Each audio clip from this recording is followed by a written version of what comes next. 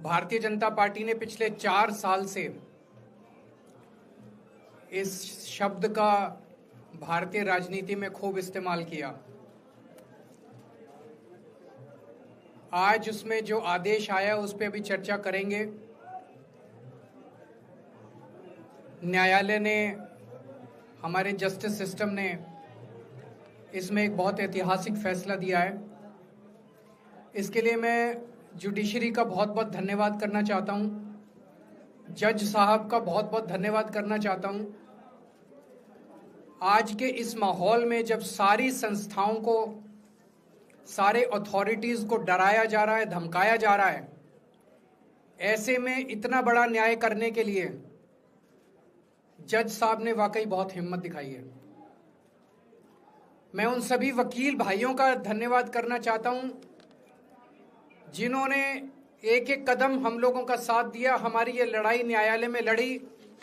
मैं खासकर नाम लेना चाहता हूं, अभिषेक मनु सिंघवी साहब का धन्यवाद करता हूं, हरिहरन साहब का धन्यवाद करता हूं, रिबेका मैडम का धन्यवाद करता हूं, विक्रम चौधरी जी का, दयान कृष्णन जी का, रमेश गुप्ता जी का, शादान का, मोहित माथुर जी का, विवेक जैन, रजत, मोहम्मद इरशाद, करण, मुदित जैन, और भी कई नाम है, अगर मेरे से कुछ रह गए हो। बहुत सारे वकीलों ने हमारा साथ दिया, और उन सारे देश भर के लोगों का जिन्होंने पिछले 4 साल से जिस तरह से हमारे ऊपर अत्याचार किया जा रहा था, इतने कठिन समय में हम लोगों का साथ दिया, उनका धन्यवाद करना चाहता हूं। आप जान रहे हैं कि किस तरह से पिछले 4 साल से ईडी को, सीबीआई को, सारी संस्थाओं को इस्तेमाल करके हमारे ऊपर एक शराब घोटाला नाम का एक आरोप लगाया गया। सीबीआई ने, ईडी ने उसमें चार्जशीट फाइल की। आज कोर्ट को प्राइमा फेसी ये निर्णय लेना था कि क्या सबूत और गवाहों के बयानों के आधार पे सफिशिएंट मटेरियल है कि इसमें मुकदमा चलाया जाए। अभी मुकदमा चला नहीं था। कोर्ट को यह निर्णय लेना था कि क्या मुकदमा चलाने लायक सफिशिएंट मटेरियल है, और कोर्ट ने लगभग 600 पेज के आदेश में सारे सबूतों और सारे गवाहों को मद्देनजर रखते हुए यह कहा है कि इतना भी सबूत नहीं है, इतने भी गवाहों के बयान नहीं है, एक निक्का सा भी सबूत नहीं है कि इसमें मुकदमा तक चलाया जा सके। अगर मुकदमा चलाया जाता, 15-20 साल मुकदमा चलता, उसमें बहुत सारे गवाह बुलाए जाते, सबूत रखे जाते, उसके बाद होता, वो तो अलग बात है। कोर्ट का यह कहना है कि इतना टुच्चा केस है, इतना फर्जी केस है, इतना बेकार केस है, इतना गलत केस है। ये मैं नहीं कह रहा, ये भाषा है। आप कोर्ट का ऑर्डर पढ़िए। ये ऑर्डर जो है ये ऐतिहासिक ऑर्डर है। कोर्ट ने कहा है कि इतना फर्जी केस है, इतना फर्जी केस है, एक भी सबूत नहीं है, एक भी गवाह नहीं है कि इसमें मुकदमा भी नहीं चलाया जा सकता। ये पूरा षड्यंत्र किसने रचा, क्यों रचा? ये पूरा षड्यंत्र 2 लोगों ने मिलकर रचा, नरेंद्र मोदी जी और अमित शाह जी। और आज उन दोनों को पूरे देश से माफी मांगनी चाहिए। उन दोनों ने मिलकर षड्यंत्र रचा कि आम आदमी पार्टी को खत्म किया जाए, आम आदमी पार्टी को बर्बाद किया जाए, और उस षड्यंत्र के तहत आजाद भारत का सबसे बड़ा और सबसे घिनौना षड्यंत्र रचा उन लोगों ने। वो देख रहे थे कि दिल्ली में वो हमें नहीं हरा सकते। वो देख रहे थे कि दिल्ली की जनता हमारे कामों से बहुत खुश है। वो देख रहे थे दिल्ली में कामों की राजनीति के आधार पे वो कहीं खड़े नहीं होते, तो उन्होंने एक षड्यंत्र रचा। जनता जानती है कि केजरीवाल ईमानदार, उन्होंने कहा केजरीवाल की ईमानदारी पे चोट करो। जनता जानती है कि आम आदमी पार्टी ईमानदारी, उन्होंने कहा आम आदमी पार्टी की ईमानदारी पे चोट करो। उन्होंने आम आदमी पार्टी को खत्म करने के लिए षड्यंत्र रचा और बोले केजरीवाल बेईमान है, केजरीवाल बेईमान है, केजरीवाल बेईमान है, केजरीवाल ने शराब घोटाला किया, केजरीवाल पैसे खा गया, केजरीवाल ने 100 करोड़ रुपए खा लिए। मैंने जिंदगी में केवल ईमानदारी कमाई है। मैंने जिंदगी में केवल इज्जत कमाई है, एक नया पैसा नहीं कमाया मैंने अपनी जिंदगी में। इन लोगों की तरह नहीं हूं मैं। मैंने जिंदगी में एक नया पैसा नहीं कमाया, केवल ईमानदारी कमाई है। और ये उस ईमानदारी के ऊपर चोट करना चाहते थे, उसके लिए इन्होंने षड्यंत्र रचा था। आज कोर्ट के ऑर्डर के बाद यह साबित हो गया देश के सामने, केजरीवाल कट्टर ईमानदार है, मनीष सिसोदिया कट्टर ईमानदार है, संजय सिंह कट्टर ईमानदार है, दुर्गेश कट्टर ईमानदार है, आम आदमी पार्टी कट्टर ईमानदारी है। हम नहीं कह रही है, कोर्ट ने सारे देश के सामने बोला है। कई लोग ये कहते हैं जेल से आने के बाद केजरीवाल चुप क्यों हो गया, केजरीवाल गायब हो गया, केजरीवाल कहां गया। मैं कोई नेता नहीं हूं, मैं कोई पॉलिटिशियन नहीं हूं। पॉलिटिशियन को फर्क नहीं पड़ता, उनको 4 गाली दे दो, मोटी चमड़ी होती है उनकी। मैंने जिंदगी में केवल ईमानदारी कमाई है। मेरे को जब कोई बेईमान बोलता है मुझे फर्क पड़ता है। मेरे को जब जेल भेजा जाता है, मेरे परिवार के ऊपर ताने मारे जाते हैं, मेरे को फर्क पड़ता है। केजरीवाल को फर्क पड़ता है।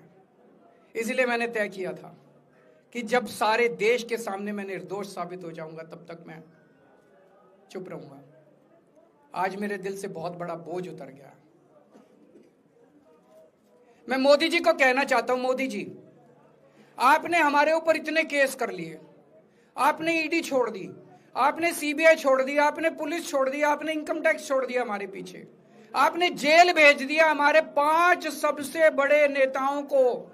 आम आदमी पर एक समय ऐसा था जब आम आदमी पार्टी के सबसे टॉप के 5 नेता जेल में थे एक साथ। उसके बाद भी केजरीवाल का कुछ नहीं बिगाड़ सके। अब तो एक ही तरीका बचा है मोदी जी केजरीवाल से निपटने का, केजरीवाल का कत्ल करवाना पड़ेगा, केजरीवाल की हत्या करवानी पड़ेगी। उसके अलावा अब केजरीवाल आपसे संभलने वाला नहीं है। अब आपके बस का नहीं है केजरीवाल, आपने सब कुछ करके देख लिया, अब केजरीवाल का कत्ल ही करवाना पड़ेगा। और एक तरीका है, मैं पहले भी बोल चुका, लेकिन वो मोदी जी के बस का नहीं है। मैंने 500 स्कूल बनवाए दिल्ली में, आप 5000 स्कूल बनाओ। मैंने दिल्ली की सड़कें अच्छी करी, आप पूरे देश की सड़कें ठीक कर दो, देखो केजरीवाल को कोई पूछेगा ही नहीं। केजरीवाल ने 200 मोहल्ला क्लिनिक बनाए, आप 20,000 मोहल्ला क्लिनिक बनाओ। आप तो देश के प्रधानमंत्री हो, अरे अच्छे काम करो ना। वो नहीं होता मोदी जी से, वो मोदी जी से नहीं होता। मैं उनको कहना चाहता हूं, प्रधानमंत्री जी, केवल सत्ता की जो प्रधानमंत्री मोदी जी की और अमित शाह जी की सत्ता की हवस है, ये उसका नतीजा है जो ये षड्यंत्र रचा गया। और इस षड्यंत्र का मैं बहुत छोटा हूं, हमारे परिवार ने बहुत भुगत भोगी है। मैं जेल गया, मेरी मां बीमार रहती है बहुत ज्यादा, उसको अस्पताल में एडमिट कराना पड़ा, बहुत रोई मेरी मां, बहुत रोई। इनकी पत्नी मनीष सिसोदिया जी की पत्नी, उनको मल्टीपल स्क्लेरोसिस डिजीज है, सब लोग जानते हैं। जब सुप्रीम कोर्ट में केस चल रहा था, संजीव खन्ना जी ने कहा कि बहुत गंदी बीमारी है, उनके नीचे का पूरा पोर्शन काम नहीं करता और धीरे धीरे बीमारी बढ़ती जा रही है। हमारे परिवार ने बहुत भुगता है, लेकिन वो इंपॉर्टेंट नहीं है, हम इंपॉर्टेंट नहीं है, हमारा परिवार भी इंपॉर्टेंट नहीं है। लेकिन मोदी जी और अमित शाह जी के षड्यंत्र का खामियाजा जो दिल्ली भुगत रही है, दिल्ली के 3 करोड़ लोग भुगत रहे हैं, उसकी भरपाई कौन करेगा। आज दिल्ली में कहीं चले जाओ, सारी सड़कें टूटी पड़ी हैं, अस्पतालों में दवाइयां मिलनी बंद हो गई हैं, मोहल्ला क्लिनिक बंद किए जा रहे हैं, स्कूलों का बुरा हाल हो रहा है। पूरे दिल्ली में पोल्यूशन इतना ज्यादा कभी दिल्ली की जनता ने नहीं देखा था। यमुना का बहुत बुरा हाल हो गया है। एक चीज बता जो तो दिल्ली में इन्होंने ठीक करी हो, पूरी दिल्ली का बेड़ा गर्क कर दिया। सबसे बड़ा खामियाजा मोदी जी और अमित शाह जी की सत्ता की हवस, उसका सबसे बड़ा खामियाजा दिल्ली के 3 करोड़ लोगों ने भुगता है। दिल्ली के लोगों से जाके पूछो। आज मैं चैलेंज करता हूं मोदी जी को, मोदी जी हिम्मत है दिल्ली में दोबारा चुनाव करा के दिखा दो, 10 से ज्यादा तुम्हारी सीट आ जाए, मैं राजनीति छोड़ दूंगा। तुम्हारी 10 से ज्यादा सीट आ जाए, मैं राजनीति छोड़ दूंगा। दिल्ली की जनता त्रस्त हो चुकी है तुम लोगों से।